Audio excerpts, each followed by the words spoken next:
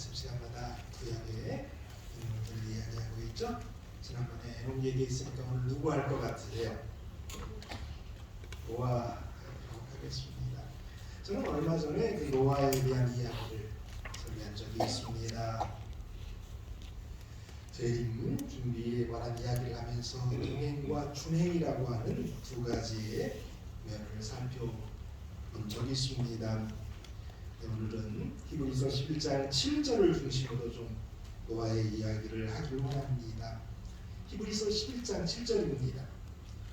믿음으로 노아는 아직 보이지 않는 일에 경고하심을 받아 경외함으로 방주를 준비하여 그의 집을 구원하였으니 이로 말미암아 세상을 정죄하고 믿음을 따르는 의의 상속자가 되었느니라. 말씀 가운데 저는 특별히 그가 경외함으로 방주를 준비하여 그 집을 구원하였으니라고 하는 말씀을 좀 깊게 생각하기를 원합니다. 세상에서 가장 좋은 아버지에 대한 표현, 부모에 대한 표현이 저는 이 표현이다라고 생각을 해요. 그 집을 구원했다. 그가 구원받고 그의 아내가 구원받고 그의 세 아들이 구원받고 그의 세 며느리가 구원을 받았습니다. 공동 번역은 이걸 이렇게 번역하고 있어요. 노아는 믿음이 있었으므로 하나님께서 아직 보이지 않은 일들에 대하여 경고하셨을 때 그 말씀을 두려운 마음으로 받아들이고 방주를 마련하여 자기 가족을 구원했으며 그 믿음으로 하느님과의 올바른 관계를 차지하게 되었습니다. 그리고 믿지 않는 세상은 단죄를 받았습니다. 여기 자기 가족을 구원했다라고 번역하고 있습니다.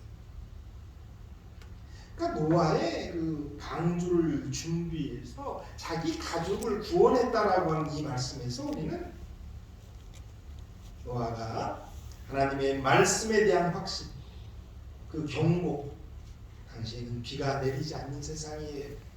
그런데 하나님이 말씀하신 그 경고의 말씀을 온전히 그가 믿고 확신해서 그걸 두렵게 받아들여서, 그러니까 하나님의 말씀에 대한 믿음, 그 경고에 대한 두려움, 그가 거기에 순종해서 따라서 그의 가족을 구원하는 방주를 지었다라는 것입니다.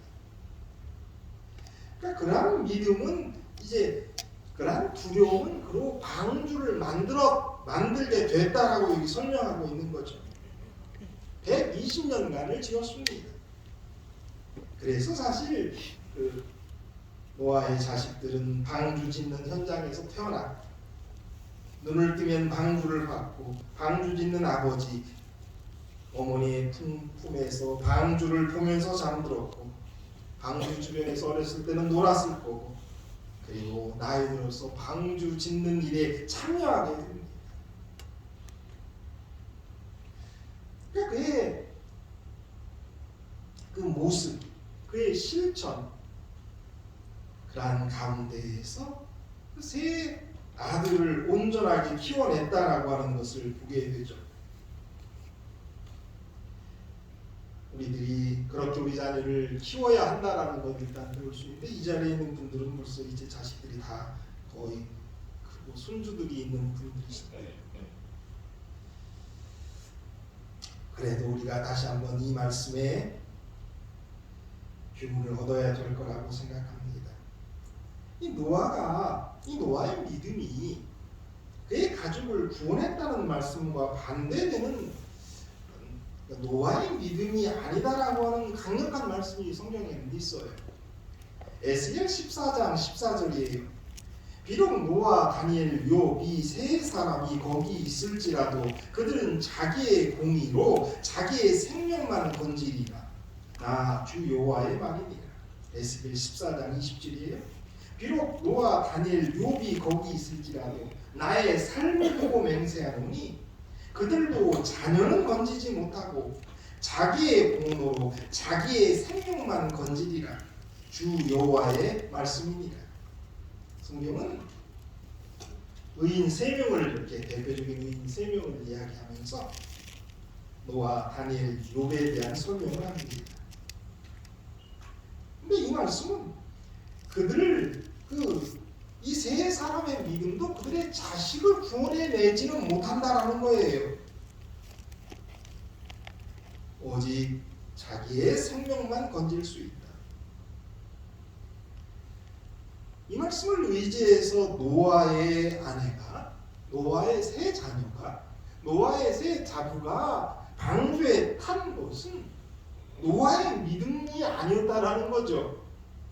그런데 노아의 그 믿음이 그 자녀들에게 온전하게 영향을 미쳐서 그들도 그들의 믿음으로 구원을 얻었다라는 거죠. 생명을 얻었다라는 거죠. 어떻게 그럴 수 있었을까?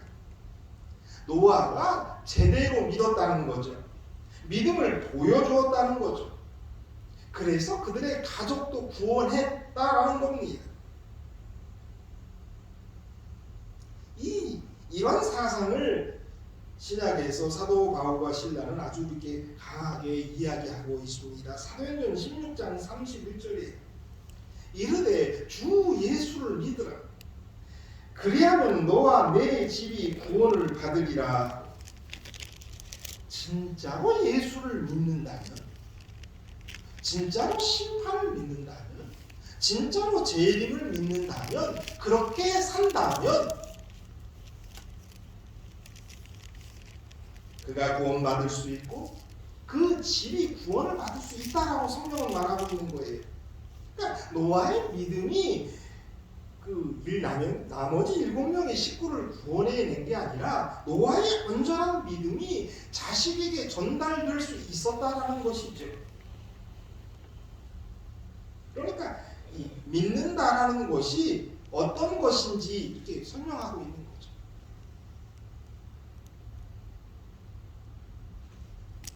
노아처럼 하나님을 믿고 하나님의 경고의 말씀을 정말 경외한다면, 두려워한다면 그렇게 산다라고 성경은 말하고 있는 거예요.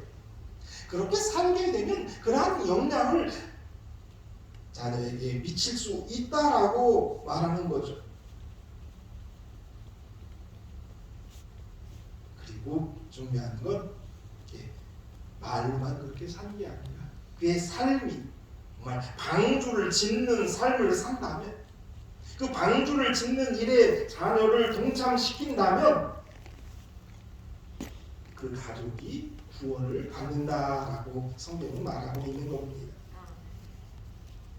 예수님이 이 노아에 대해서 이야기한 부분 가운데 하나가 이 재림의 징조 가운데 말씀하신 건데요. 그런데 그때 노아와 롯에 대한 이야기를 같이 하십니다. 누가복음 17장 26절에서 30절이에요.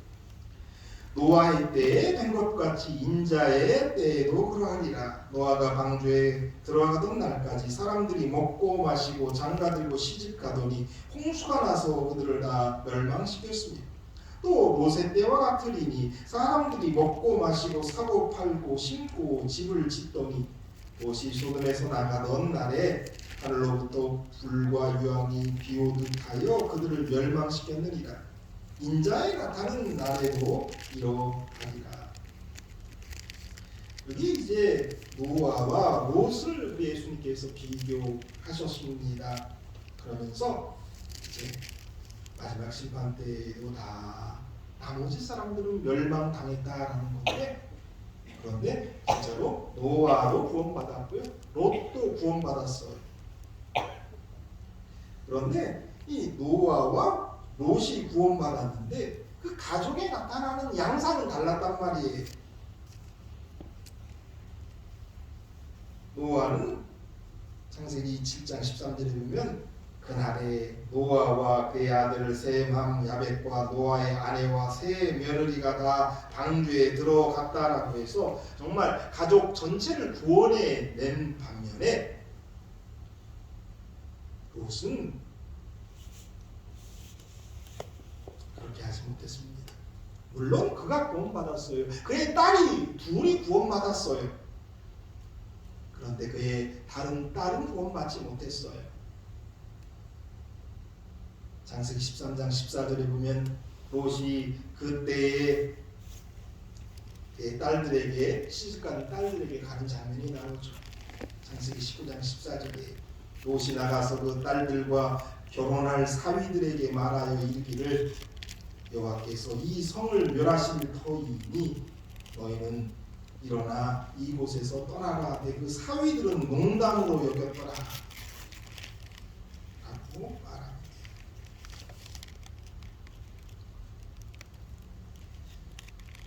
다분하지 못했어요.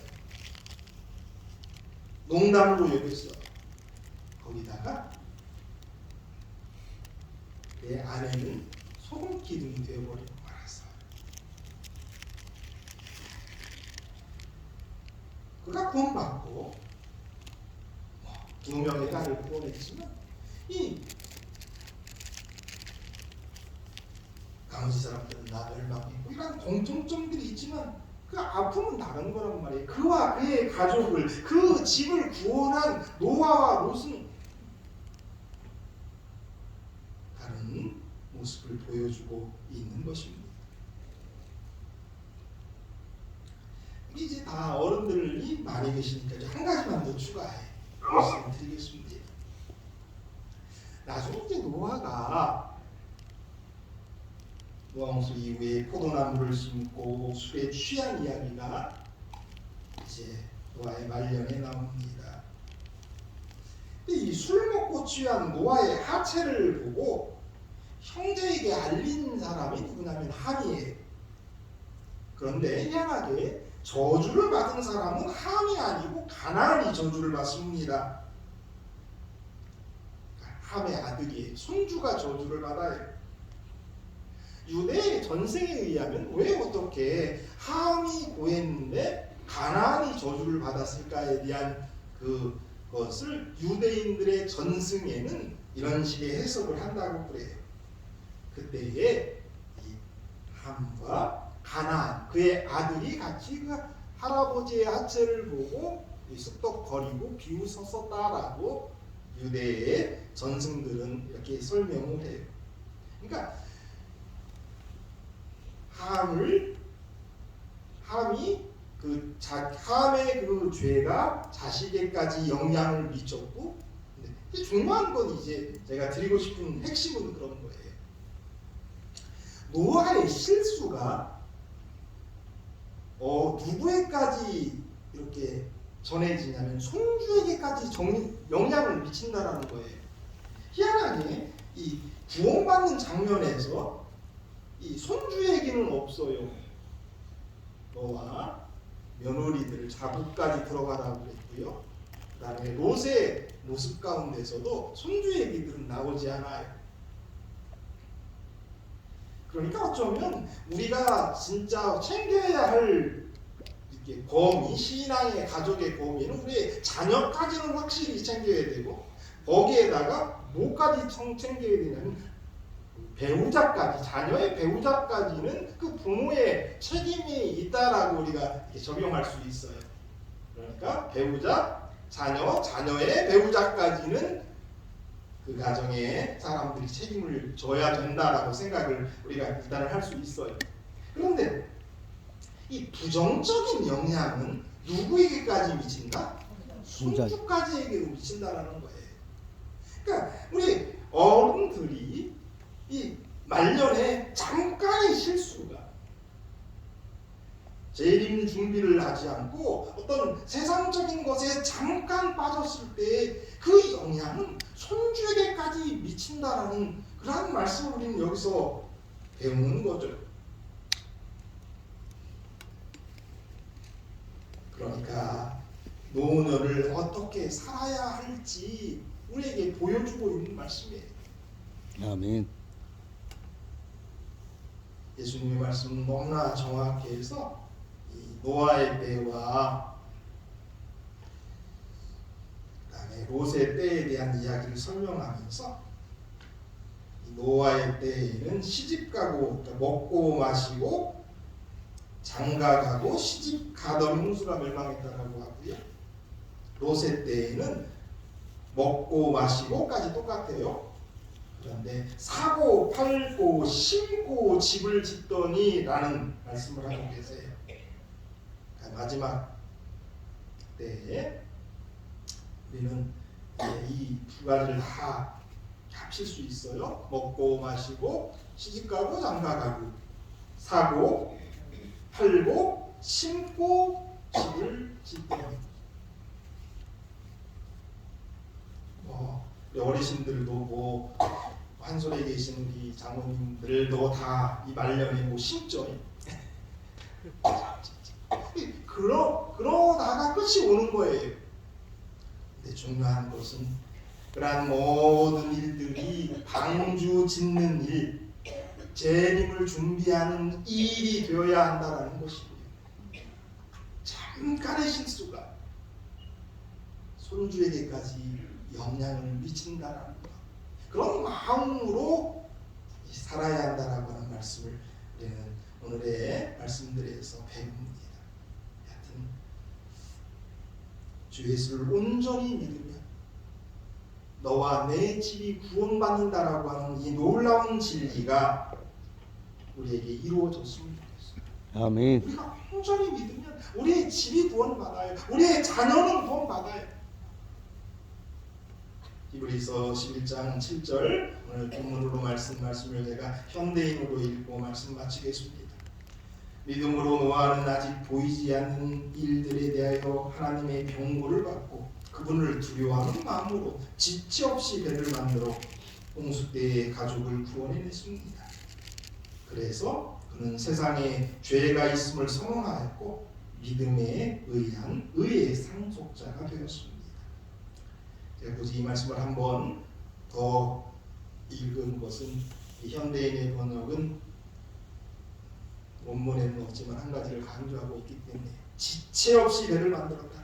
두려워하는 마음으로 하나님을 경외했기 때문에 두려워하는 마음으로 지체 없이 배를 만들어 홍수 때에 가족을 구원했다라고 이렇게 말씀하십니다. 이 말씀이 우리에게 적용됐으면 좋겠습니다. 지체할 시간이 없습니다.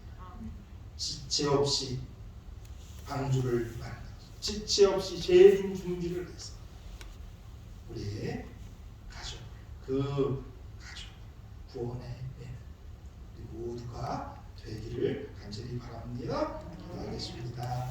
우리 계신 아버지, 노아의 교훈이 우리의 교훈이 되게 하여 주시옵소서. 말년까지 저희들 실수하지 않고 좋은 모범 끼치게 도와주시고 우리와 우리 가족을 구원하는 배우자와 자녀를 구원하는 모두가 되게 하여 주시옵소서. 아멘. 이름으로 기도드립니다. 아멘.